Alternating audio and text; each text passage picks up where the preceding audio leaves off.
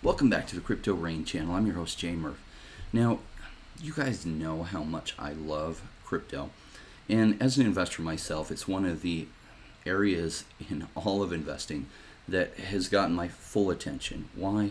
There's no better place to be. It's on the forefront of technology. Speaking of the forefront of technology, there is a whole new mechanism that cryptocurrency makes available to us, and that's play to earn gaming. And so you've all heard of Axie Infinity and their big success, and they were just the first going this direction. But there are some amazing games coming down the pipeline that are hopefully a lot more fun to play. And I have with us today a special guest from one of the projects I'm most interested in because I like video games, and I especially like ones that have high playability and really good mechanics. And so this one has my attention by far. And joining us today is Pablo Quiroga, and he is their Chief Revenue Officer and co-founder. And let me bring him in. Pablo, are you there? Yes. Hi, Crypto Rain. How are you?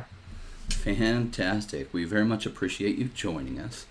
Absolutely. Thank you for sharing your platform to share some space. Yeah, absolutely. So now I know some of my audience already knows what Star Atlas is, but for those who don't, would you share with us a little bit about your project? Absolutely. And yeah, just want to say hi to everyone out there in the Crypto Rain metaverse. Love to connect, and this is the initial kind of conversation that we get to have. So definitely looking forward to continuing this dialogue with your community and with everyone here. So yeah, my name is Pablo Quiroga. I'm the Chief Revenue Officer at Star Atlas. And Star Atlas, like it's such a beautiful thing to kind of describe and talk about. But we're a next generation gaming metaverse, and we're really emerging from this intersection of art, blockchain, real-time graphics, multiplayer video game, and the beautiful technology of decentralized financial technologies. We're just at the cusp, bleeding edge of this tech. We're building on and with Unreal Engine 5 technology and Nanite on the Solana ecosystem currently. So yeah, just having a lot of fun right now building this metaverse. Fantastic. How did this concept for Star Atlas come about? How did the team come together? And what kind of drove this idea? Sure. Kind of leading up to that, I won't go all the way back to my mother's womb or anything like this, but just a little bit about myself and my past. I've come from like private equity family offices to mining projects in Peru, to launching with a co-founder the first subscription e-commerce business model based on personalized data for endurance athletes. Then I dove into the cannabis industry around hardware and software integration, building up processing facilities all over the world. And then I really got into the research and everything that was happening in the psychedelic ecosystem and space. So I did some early investing there. I actually also launched with a group of doctors a digital health telehealth platform based on psychedelic assisted psychotherapy. Um, but I've known the core team at Star Atlas since around 2016. And, Michael Wagner, CEO and co-founder, Jacob Floyd, CTO and co-founder, and Danny Floyd, CPO and co-founder. They've been working together as a group in blockchain and cryptocurrency since I want to say like 2015, 2016. So they have a lot of hands-on experience working with the technology and really being able to map out, various ways on how they can leverage it. What's really exciting is that Danny and Jacob have worked building AAA title games for a really long time prior to connecting with Michael. So they come from a really great pedigree of MMOs and RPGs. So I think it was about timing, right? When I started getting into the conversation was of the ideation started of mid last year. I came in around December, and I was the fourth co-founder. Um, what I kind of added to the mix a little bit here was this idea of metaverse. I had done a lot of research in 2008 with a professor in undergrad in Second Life. So Second Life was, kind of at the forefront of pushing this digital life and experiences for people. So I remember doing a lot of research there. He was this professor at Rollins. He was helping Toyota enter the space through advertisement and marketing. So this is like a lot of companies were bullish back then, like, hey, this is the next big thing. We're going to start advertising here. Like it was this whole other channel. Um, but I don't think the technology was there to have the type of adoption that we are all experiencing today. So, timing was a big element and component, and also just our individual subject matter expertise coming together under one roof to really nail down this concept of next generation gaming metaverses. That makes sense. So, how did the conversation start? Did they kind of start it up, or all of you is like, okay, why don't we build? And you decided to go for like sci-fi.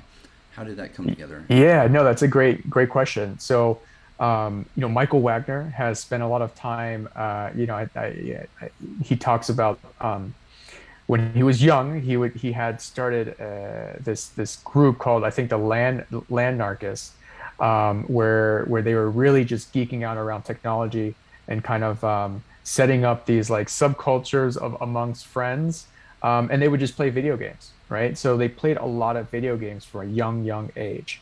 Um, Danny Floyd has really spent a lot of time in space games, EVE Online, Star Citizen, really building out his technique and tooling and kind of understanding what those worlds are about. Same thing for Jacob, right? And so this innate experience with playing games, the passion for what it takes to build these games, and the knowledge on how to form teams to execute, I think was a big ingredient on how that initial concept of Star Atlas came about. That makes perfect sense. Right background too, especially for sci-fi. And I'm a huge sci-fi game type fan. I played EVE Online a lot. Actually, back in 2003, made some real life money playing that game before they shut off the faucet of being able to sell things on, say, through eBay. And I was fascinated that you can make real life money with a Right. game, and basically then all the games about that time shut off any kind of faucet for that. And Yeah. Yeah, I was reading documentation about that recently, actually, how there was a whole basically like almost like underground mafia, right? Of how people were running these like illicit things in there. It was wild. And they had a police, it's like it was a whole thing. It's really Yeah, they would enforce it, and they would just. So I just decided the risk was too high because they shut down your whole account, you'd lose everything, and it was just fun anyway. It wasn't like serious money, but it was just money for playing a video game, which was this sure. crazy concept because really what you're exchanging is the value of time. And so when this project like 3 years ago started talking about, yeah, we're going to make it so people can earn things in the game, and they hadn't really fleshed out their mechanism. Axie Infinity, which was really the first to pioneer this space, but their gameplay isn't for a lot of people, right? It is possible to play to earn, but I see lots of room for games that have really enjoyable gameplay, like people are looking for, that can also be play to earn, and there's so much room in this space because what you're exchanging for time, like when I played Eve Online, there was this guy who in his real life made $750,000 a year, and he would play this game, and of course he didn't have a lot of time, and so he would rather than grinding for hours, just buy some items. And so you would have other people that would grind for hours and love to sell those items, right? Because for him, $200 not a big deal. For somebody else, that's like a week's worth of income. So yeah, now it's possible through cryptocurrency, and game developers such as yourselves like kind of see this avenue. You have seen this big shift over what the past 5 years towards free to play. I think it was probably pioneered about 8 years ago, and then this big shift, and the next big shift is play to earn, right? Yeah, no, I think what's super interesting, the points that you're making there, also, are anchored to um, to movements and transitions and development in our society that have happened over hundreds of years. So if we kind of look at like this, this new model of or optimized model of play to earn, um, I think it's an experiment at this point on how we really are going to look at um, careers, new paths to to providing wealth for individuals, groups, entities, countries, and I think that's like where this is all headed, right? Um, why? Because if we can think back to like Greek times, in Greek times, what did people spend most of their time, right? There was like people had roles. There was like the science geeks, and then the mathematician geeks, right? Language, uh, poets, and then you had athletes, right? That would go out there and do the same thing. All of them were really providing value and entertainment, while at the same time living a life where they actually wanted to live and enjoy just, kind of the moment in time in the now. Depending on what, what your role was in that civilization. If we can kind of, take an 80,000 foot view on this, time has gone on, right? Time passed. And then we hit like prior to the industrial age. Well, what happened during the industrial age? In the industrial age, we literally began to look at time as efficiency, and we had to answer to a boss. And the boss said, 8 hours a day, I'm going to get this out of you, and then ciao. We'll see you later. Come back tomorrow. The person is too tired to do anything at home, not much enjoyment, right? Maybe go grab a beer, watch some sports or something. Time went on, time is going on, and right now we're sitting in this new position with new technology. We're looking at esports popping off like crazy, right? And now we're looking at these MMOs and these new digital experiences and spaces where companies and individuals are able to interact and exchange value. And that value is directly exchanged peer to peer, right? And so there's this whole new model that's erupting. Today, right now, we're talking about the gaming play to earn. I wonder what that's going to look like in 5 to 10 years, right? Like there's just going to be people living out their ability to be a miner, a digital miner in a digital game to earn income instead of mining physical gold, right? In a physical in an analog mine to then earn whatever it is that they're going to earn in fiat or in gold, which is how most people get paid. In some countries they get paid with food, not even a monetary exchange, right? Mm-hmm.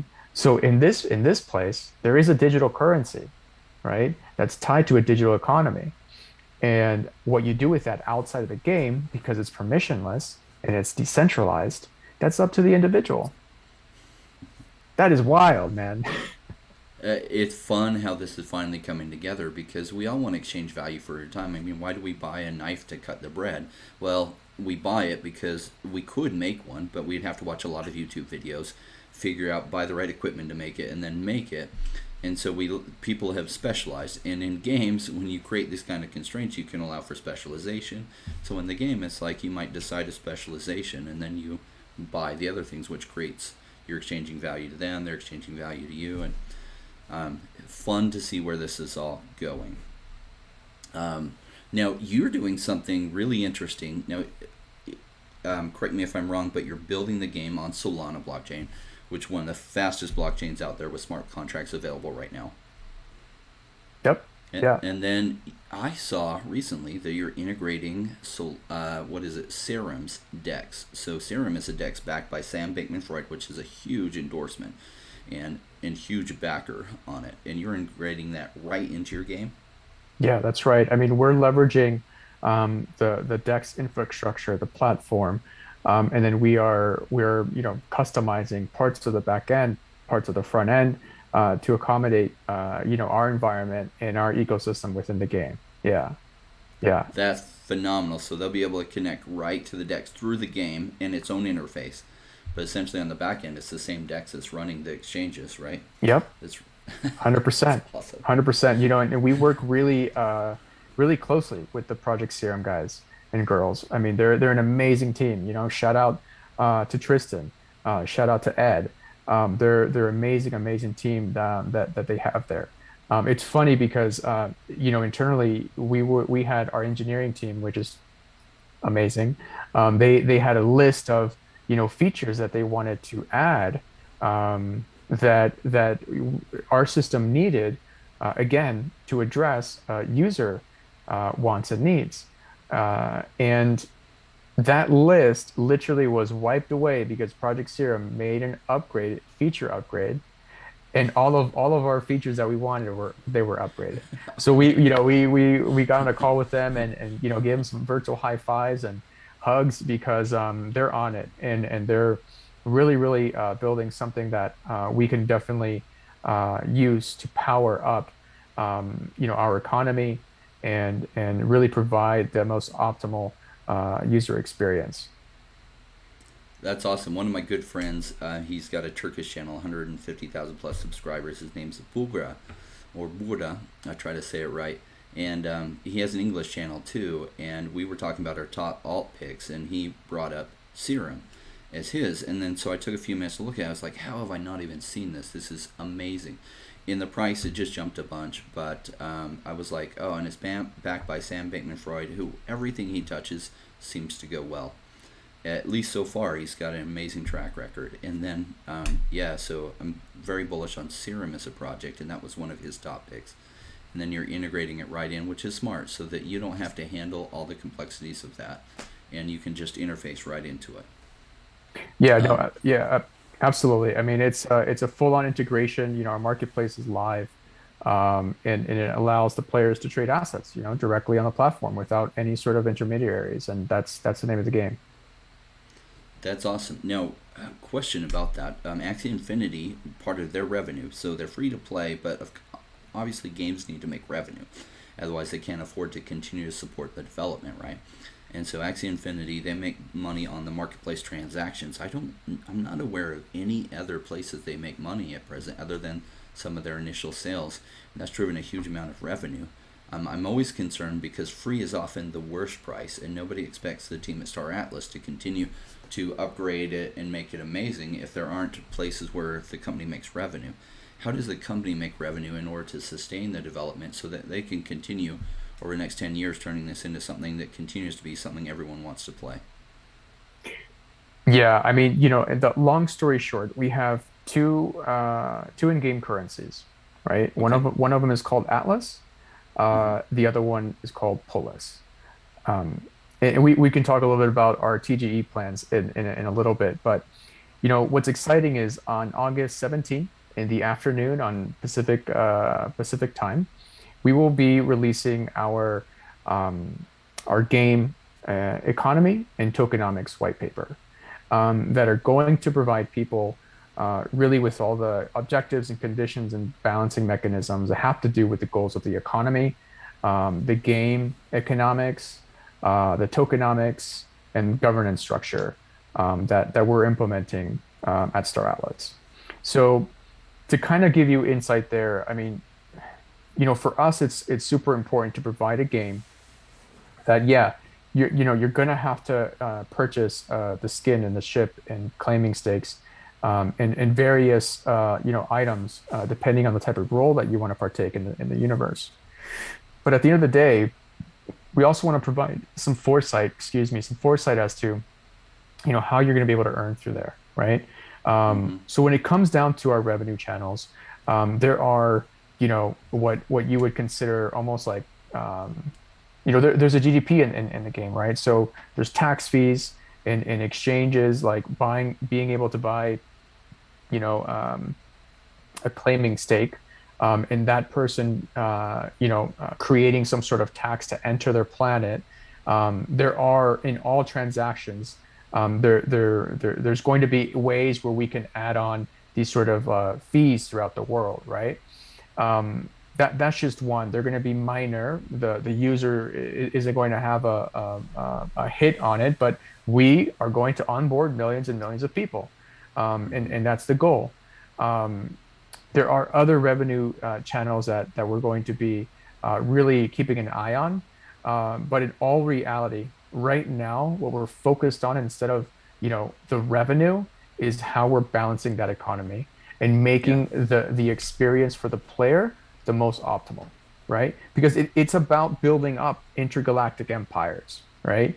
And we don't want people just stuck around having to worry about like even just like player fatigue, in this space. So a little bit more around like the game economic side. We're kind of looking at this again from a high level. There's production, there's piloting, there's also some like kind of high level overarching mechanics on the production side. You can be mining, you can be refining, you can be producing, developing technology, and then also coming up with blueprints on how to produce an actual product. Um, on the piloting area, you can go into combat mode, you can go into deep space, right?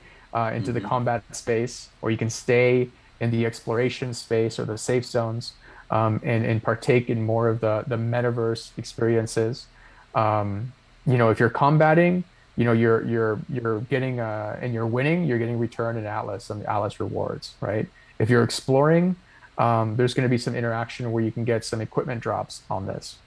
From a higher level, some of the overarching mechanics are around land development, governance, and character development. Um, One of the ones that I'm super excited about is land development. That's another revenue channel for us, right? So, the biggest one, NFT sales, right? Everything in the universe are going to be NFTs. And so, yeah, that's kind of like for us, super important is based on that NFT. So the NFT is a big component, big pie of that. Yeah, love it. The last thing I would want is for a game never to make any money, and because then it would cease development. But For I us, to be honest with you, Crypto Rain, like being chief revenue officer, like listen, in the past I've built business models and teams to deliver against projected sales, right, and revenue.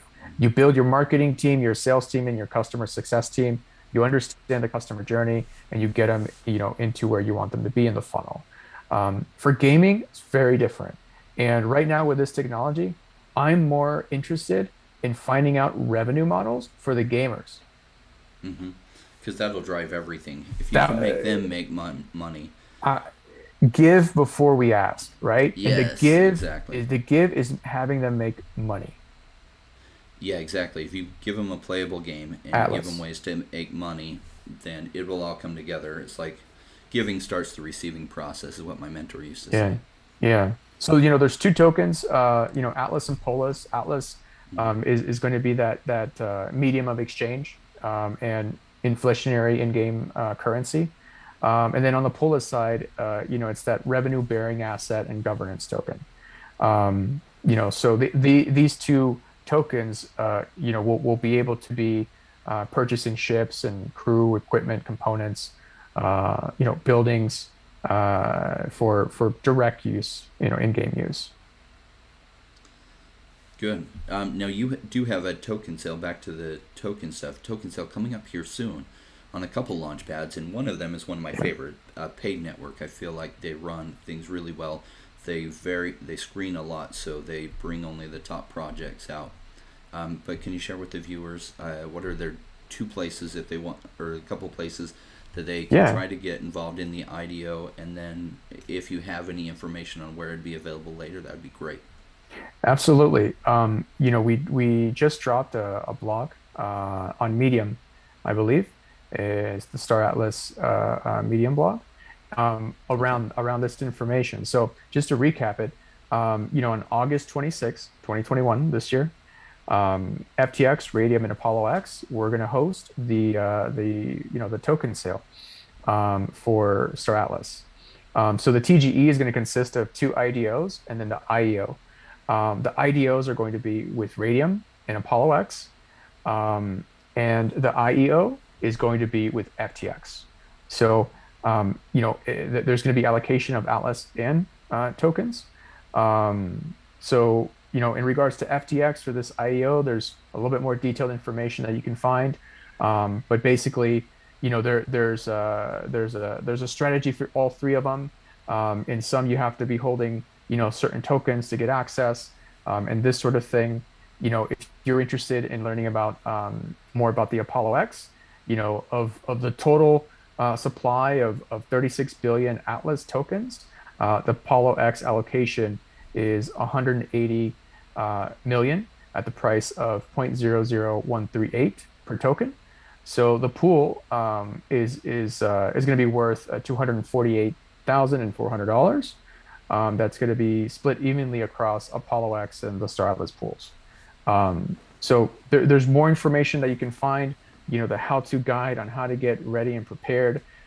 Please, when you see this, begin, finding your path towards either Radium, paid, or the IEO with FTX. If you have questions around any of this information, the places where you can reach us directly are going to be our Telegram channel and then also our Discord channel, which I'm sure we can share the links here with this video. But in Discord, we have amazing moderators as well as Telegram. But yeah, if you're out there and you have more questions, please reach out, and we're here to support. Perfect. I'll put links to the Medium page and then your Discord and Telegram channel below. So all they have to do is click on See More, and they'll get that. And I'll specifically put the Medium article that talks about the different token sale things. I was reading through that earlier. Yeah, yeah. There's also some unique. We're trying to make this a full experience, and so even for our Rebirth poster holders, who have one of the 14 posters or different tiers, we're providing some kind of extra. I don't want to say advantages, but just like extra value there, depending on which TGE event they want to be a part of. That sounds cool. And then after that, they'll probably be available on FTX, and then it's probably on Serum's DEX, right? Because you were built on Solana's chain, so it would really be a Solana token. Yep. Yeah. Like say they're seeing this video a month from now, likely, and you probably can't disclose all the places it might be available, but Yeah, we'll have some more detailed information coming up pretty gotcha. soon. Yeah, yeah, yeah. But All right, we're setting the rocket off with these three. sounds great. Yeah. Well, fantastic. Anything else? That's all the questions I have. Anything you want to share with the audience? No, I just want to provide a huge resounding thank you from the entire team at Star Atlas. We're here because of the community, and we're building for the community. We believe in bringing power to the people, reigniting that power to the people. And we truly believe that. And so, yeah, who's ever watching from the Crypto Rain community, or if you're new to the channel, stay tuned. We're going to be doing a lot of content together. And yeah, again, please reach out if you have any questions. Happy to address them. And we'll see you out in the metaverse. Before we go, though, I'll introduce you to two of our characters at Star Atlas before I forget here. So, we do have one of our Oni, territory faction species called the Fodali. The Fodali are made of light, these light, overbearing, tremendous beings that are here to definitely have some impact on us humans. So yeah, this is Fodali. You might have seen him in one of the Rebirth posters. Then we have one of my other favorites, Ooster, from the Ooster faction. This is actually Ooster Wadbod. This is a spiritual being that has been able to come down from the Himalayas, the universal Himalayas, and is definitely connected to all things that are spiritual. but at the same time is a servant to well-being and to good, has a good heart. But yeah, we have three factions actually that are going to be that's actually part of our mini game that's going to be dropping in on September 2nd ish. So yeah, stay tuned. The metaverse is here, and we're excited to be a part of it. Those were amazing. Well, good. I hope that gives our audience a view of what's coming, and I've been looking forward to this myself. I've got a huge inner nerd. I love economics, so I'm looking forward to what you build together. And I'm sure, if you continue with that thing of giving starts the receiving process, at the end, the video games for so long focused on trapped value, and I think part of the reason they shut off the sinks to making money through their games is because they were trying to figure out how to capture that without the understanding of giving starts the receiving process. There might have been some other reason, and I've heard that there were, but that was part of the reason. And in fact, games talk about trap value on a regular basis. That's how they think. How can we trap that value? How can we make sure we're getting all of it? So it's this new approach of, hey, we're going to help our users exchange value freely, and the way we make money is by making it so widespread that possibly everyone in the known world wants to play it. And then if we just make a tiny amount, then that'll be huge amounts of revenue to continue game development. And that's possible through play to earn. So Yeah, no, love it. absolutely, absolutely. And just to, again, we are powered by the tremendous ecosystem that's erupting out of Solana. So the Solana ecosystem, Project Serum, and all of our ecosystem partners, that we have, Phantom Wallet, Step Finance. We're doing some fun stuff with the other apps that are on Solana. We're doing projects with companies that have spent a lot of time on Ethereum. I mean, we're here, we're open, and we're collaborating with everyone. So we're excited. Thanks again for having Star Atlas here. Yeah, thank you for being on our show. Look forward to having you again. I'm going to send the audience over to, this is a rap song I had developed because if they follow the channel, they know that I talk about the principles of smart investing. And we're always bad before we're good, and many people come into space, we're always bad at first, right? So they make a lot of mistakes. My hope is that they can learn to be better with the decisions that they make. And though I can't tell them specifics, that's up to them. I can teach them the principles. So this rap I had developed reinforces those principles.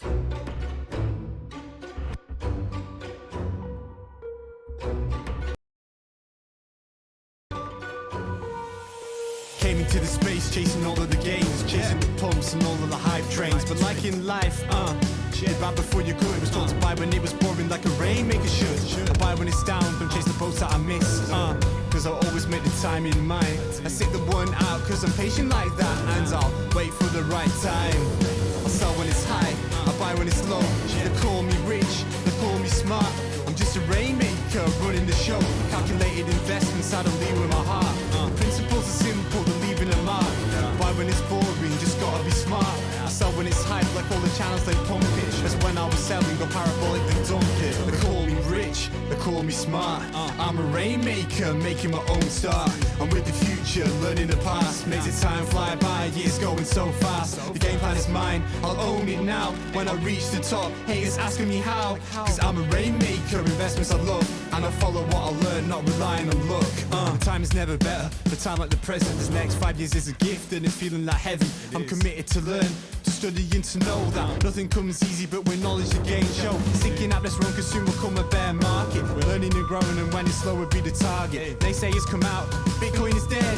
The massive decreases can get to your head. I'm sticking around, the time is better. I'm strong like that, I'll let the others be fretters. 2 years time the ball will bring back the gains. That makes it worth the effort cause here comes the rain. So let's go Rainmakers, let's make it all happen. Let go with the hate, let the haters be crapping. I'm here for 5 years, let's do this together. The time is right, the time could be better. They call me rich, they call me smart. I'm a Rainmaker, making my own start. I'm with the future, learning the past. Makes it time fly by, years going so fast. This game plan is mine, I'll own it.